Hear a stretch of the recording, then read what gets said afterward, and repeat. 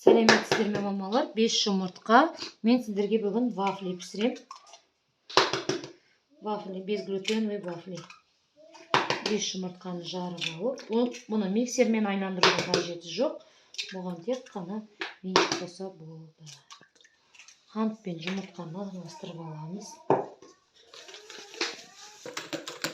Қант пен жұмыртқаны жақсылап араластырып алғаннан кейін пісте майын құямыз 1 стакан.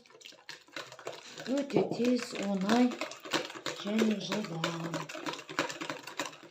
Мына он миксыдан жасаған вафли әдемі шығады.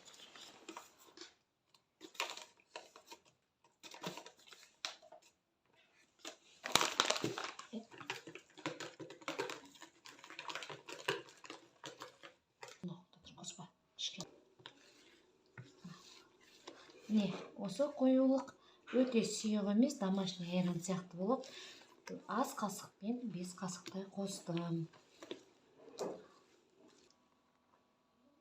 Міне мамалар, құямыз, майлап аламыз, жабамыз.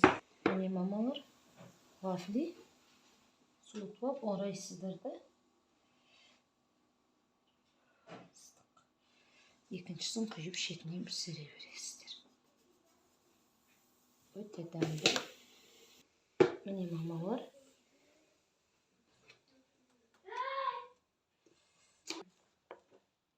Міне мамалар. Болды, өстіп пісіре бересіздер.